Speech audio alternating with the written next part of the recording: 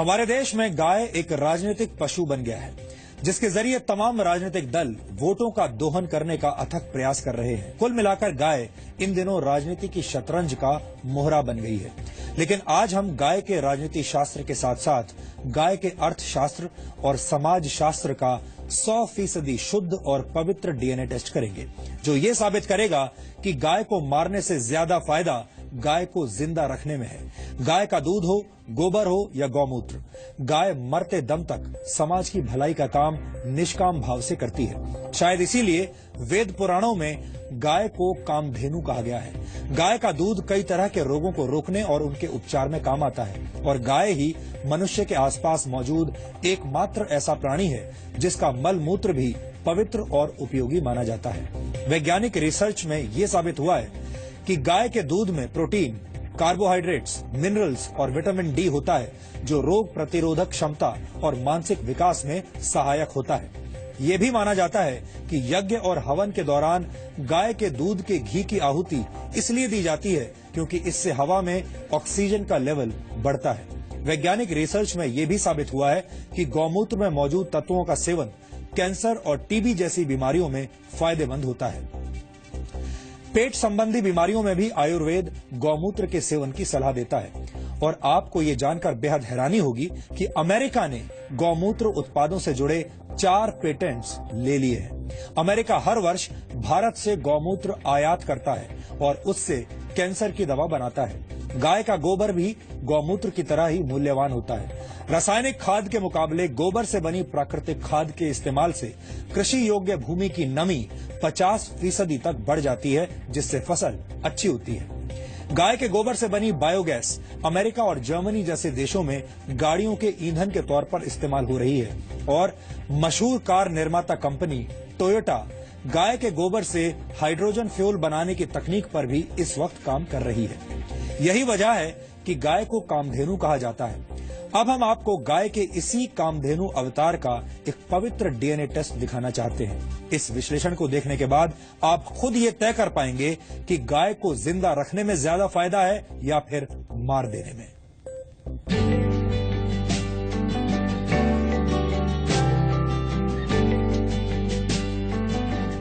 आज हम आपको बताएंगे कि माता और मांस से आगे गाय वो कामधेनु है जो इस देश से बेरोजगारी को खत्म कर सकती है। गाय वो जानवर है जो इस देश में पेट्रोल और डीजल की कीमतों को जमीन पर ला सकती है।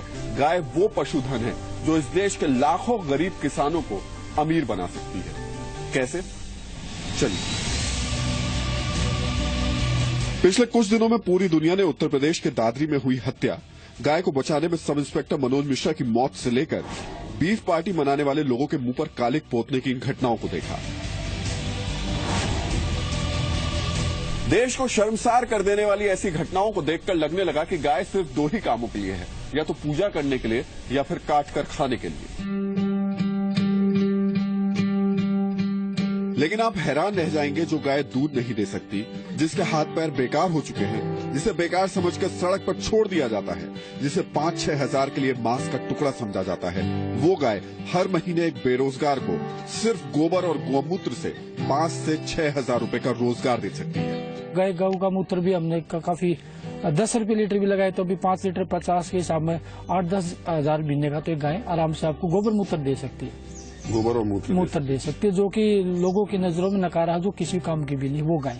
और जो दूध देने वाली तो अलग बात है। ये एक और नया पहलू नया सामने रखा है आनंद जी ने कि वो गाय जो सड़क पर लोग बेकार समझ करके छोड़ देते हैं और शायद जिसकी तरफ देखते भी नहीं है, वो गाय आपको 8 से 10 हजार रुपए महीना बड़े आराम से दे सकती है, घर बैठे दे सकती है।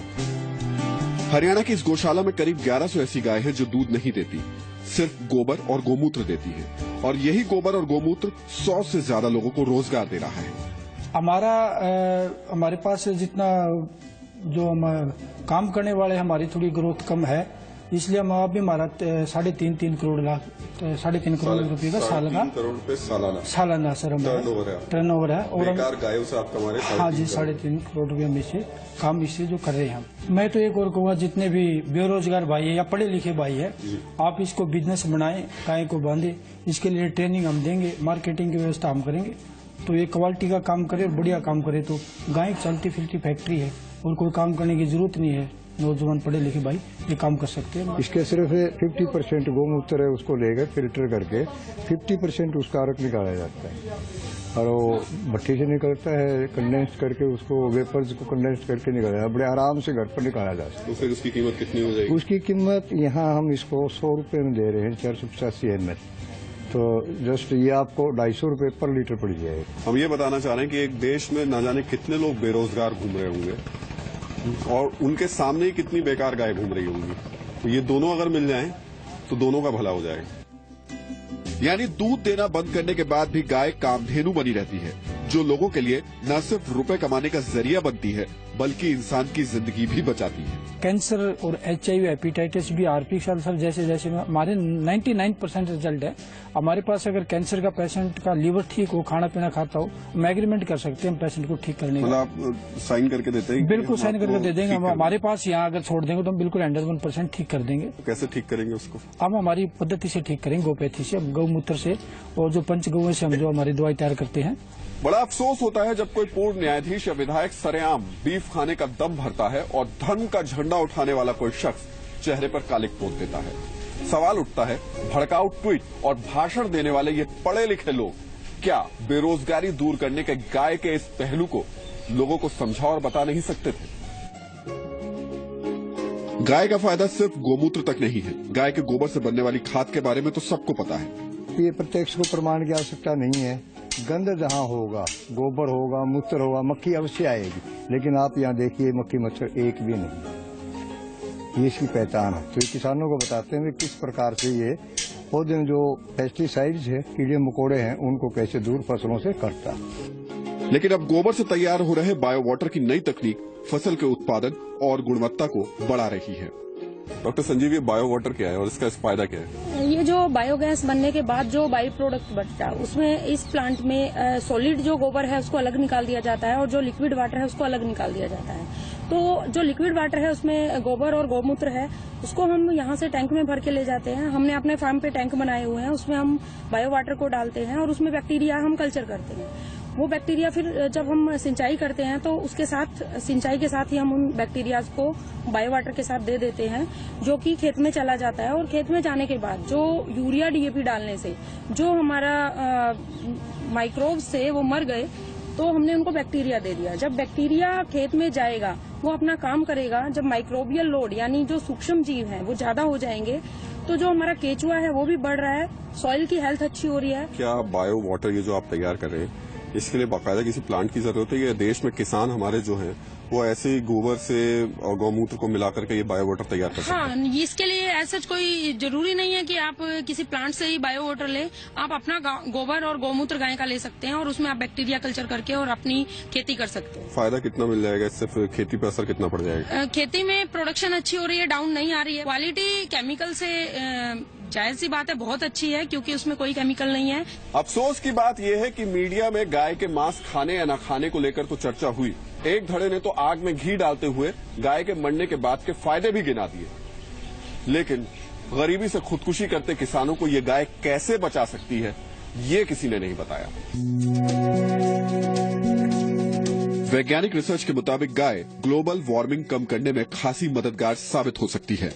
तो हम यही समझना चाह रहे हैं आपसे। पहले तो हमको जरा ये बताइए कि वो गाय जो कि लोगों की नजर में बेकार हो जाती है, तो वो बेकार गाय जो है जब जमीन पे जाती है, ये एलन सेवरी की रिसर्चेज हैं, 1 किलो गोबर जिस जमीन में पड़ जाता है उस जमीन में 9 लीटर पानी अपने अंदर एब्जॉर्ब करने की क्षमता बन जाती है। और जब आप ये इमेजिन करिए कि वहां पे एक गाय 8-10 किलो गोबर छोड़ रही है, तो 100 लीटर पानी उस सॉइल के अंदर मॉइस्चर की तरह से एब्जॉर्ब रहेगा। और अगर साल ऐसा होगा तो इरिगेशन वाटर की तो जरूरत ही नहीं पड़ेगी आपको। दूसरी बात, जब वहां पे ग्रीनरी मॉइस्चर होगा तो ग्रीनरी होगी, और ग्रीनरी होगी तो उसमें क्या कहते हैं, कार्बन डाइऑक्साइड सिक्वेस्टरिंग। और जब गाय गोबर करके लैंड को फर्टिलाइज कर रही है तो आप केवल वार्मिंग रुकेगी,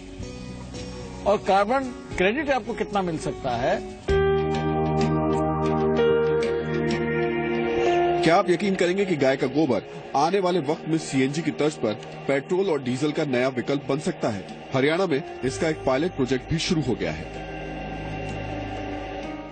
हाटी साहब हमारे साथ हैं। हाटी साहब, अब आप ऐसी गैस तैयार कर रहे हैं गोबर से जो कि गाड़ियों में डाल दें तो गाड़ियां उस गैस से चलेंगी। सीएनजी की तरीके की ये गैस है, क्या गैस है ये बताइए हम। इसमें मीथेन गैस है सर, इसमें CH4 कहते हैं इसे, केमिकल नेम है, तो मीथेन बोलते हैं इसे, जिसमें जो है हमें जो है इसको फिल्टर करने के बाद 95-96% के करीब मीथेन मिलती है। 180 मिलियन कैटल हेड्स हैं इंडिया में, और उनसे अगर हम बायोगैस के रूट के थ्रू जाएं तो उसमें कम से कम 85 मिलियन स्टैंडर्ड क्यूबिक मीटर पर डे गैस निकलेगी, और उससे ज्यादा निकलेगा गोबर से कंपोस्ट, उसको बायो कंपोस्ट बोलते हैं या बायो मैन्योर भी बोलते हैं।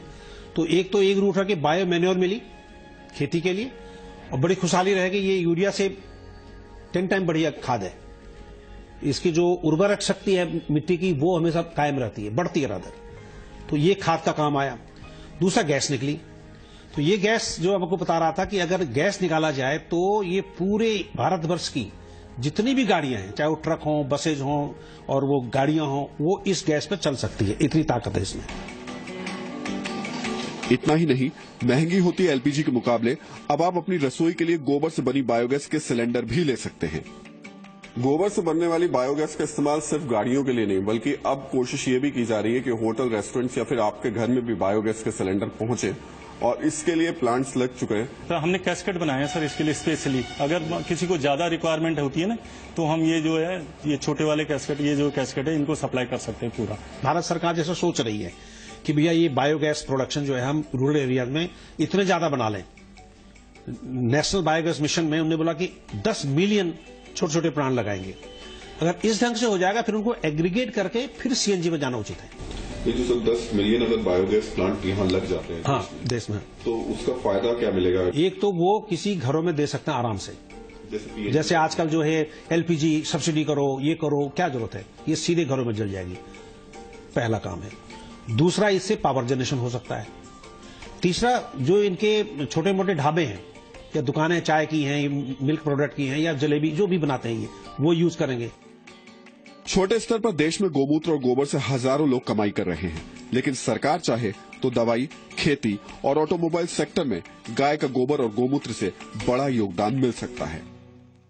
लेकिन सरकार भी गाय पर बोलने से बच रही है। बुरा मत मानिए, लेकिन आज जुबान बहुत तल्ख है। अब इसे गोबर कहें या फिर उन लोगों की बुद्धि को जो गाय पर लड़ रहे हैं और पूरी दुनिया के सामने देश की छवि का गुड़ गोबर कर रहे हैं। कैमरामैन शंकर शनमलिक और जयदीप के साथ राहुल सिन्हा, जी मीडिया, दिल्ली। आपने देखा कि एक गाय किस तरह से सामाजिक और आर्थिक नजरिए से बेहद उपयोगी है, यानी गाय मांस के मुकाबले मां की भूमिका में ज्यादा फिट बैठती है। वैज्ञानिक शोधों में ये बात साबित भी हो चुकी है कि गाय का मांस खाना पर्यावरण के लिए भी नुकसानदायक है। संयुक्त राष्ट्र के पर्यावरण कार्यक्रम ने गाय के मांस यानी बीफ को जलवायु के लिए नुकसानदायक गोश्त बताया है। अमेरिका की येल यूनिवर्सिटी की एक रिपोर्ट के मुताबिक बीफ के उत्पादन के लिए अन्य मवेशियों के मुकाबले 28 गुना ज्यादा जगह चाहिए होती है और ये ग्लोबल वार्मिंग में 11 गुना ज्यादा योगदान देता है।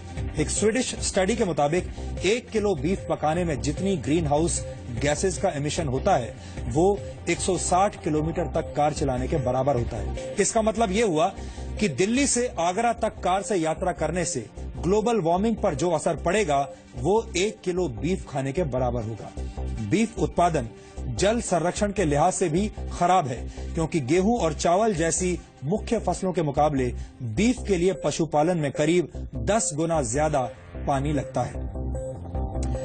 ये वो वैज्ञानिक तथ्य हैं जिनकी सत्यता पर उंगली उठाना मुश्किल है, यानी गाय को मारने से ज्यादा फायदा जिंदा रखने में है। इसलिए हमें लगता है कि गाय उस मुर्गी की तरह है जो सोने का अंडा देती है और सोने का अंडा देने वाली मुर्गी को मारना समझदारी नहीं हो सकती।